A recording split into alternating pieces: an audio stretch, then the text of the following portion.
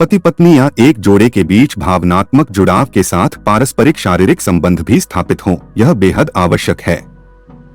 ऐसा केवल विज्ञान ही नहीं, हिंदू शास्त्र भी कहते हैं। दो प्रेम करने वालों के बीच शारीरिक आकर्षण का होना और फिर उनका पास आना शास्त्रीय रूप से भी सही है, लेकिन तब क्या जब यह रिश्ता मात्र आनंद के लिए स्थापित किया जाए। आज के आधुनिक युग में हम यह समझते हैं कि प्रेम और एक दूसरे के प्रति विश्वास होने की जगह पर लोग केवल शारीरिक आकर्षण की ओर रुचि रखते हैं। लेकिन लड़का लड़की के बीच की यह ललक तो वर्षों से बनी हुई है। भारत जैसे देश में जहां कामसूत्र ग्रंथ की रचना की गई, जिस धरती पर ऋषि वात्स्यायन ने जन्म लिया, जिन्होंने अपने ज्ञान से कामसूत्र के हर महत्वपूर्ण पहलू को लोगों तक पहुंचाया है, वहां आज भी लोग खुले में संभोग जैसी बातों पर बहस करने से कतराते हैं। लेकिन सत्य तो यह है कि समाज की इसी बड़ी जरूरत ने बहुत गहराई में खुद को स्थापित कर रखा है। आज हम आपको इतिहास के पन्नों से लाई गई कुछ ऐसी कहानियां या प्रथाएं बताएंगे जो हिंदू धर्म ग्रंथों का हिस्सा रही हैं। इन्हें जानकर हैरानी होगी आपको। महान ज्ञानी ऋषि पराशर को कौन नहीं जानता।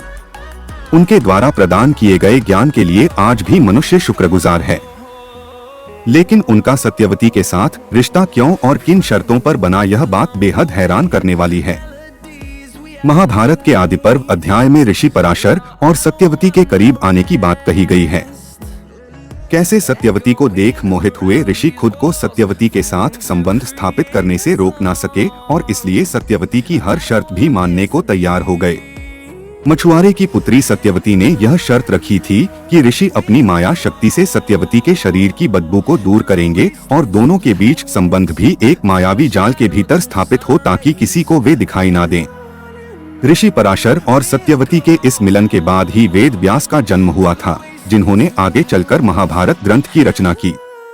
महाभारत के आदि पर्व की एक और कहानी है जो यह बताती है कि यदि स्त्री संबंध स्थापित करना चाहे और उसकी हर तरह से रजामंदी है तो पुरुष को मना नहीं करना चाहिए। भले ही पुरुष विवाहित और स्त्री कुंवारी हो, लेकिन स्त्री की रजामंदी होने पर यह संबंध पाप नहीं कहलाएगा। हम बात कर रहे हैं सर्पराज के राजा कौरव्या की पुत्री उलूपी और राजकुमार अर्जुन के बीच बने संबंध की। राजकुमार को मिलने के बाद उलूपी उनकी ओर मोहित हो गई और संभोग स्थापित करने के लिए हठ करने लगी। बहुत मना करने पर भी उलूपी ने यह कहकर राजकुमार को राजी कर लिया कि स्त्री की रजामंदी में स्थापित किया गया यह संबंध पाप नहीं कहलाएगा। उर्वशी स्वर्ग लोक की तमाम अप्सराओं में से सबसे अधिक सुंदर अप्सरा थी उर्वशी। ऐसी अप्सरा खुद किसी को प्रस्ताव दे यह उस समय में सौभाग्य माना जाता था, लेकिन इसी सौभाग्य को ठुकराया था राजकुमार अर्जुन ने, जिसके चलते उर्वशी ने उन्हें नपुंसक हो जाने का श्राप दिया था। हरिवंश पुराण, जिसे महाभारत ग्रंथ का ही दूसरा रूप भी कहा जाता है, इस ग्रंथ में कौत्बिक संभोग का जिक्र किया गया है।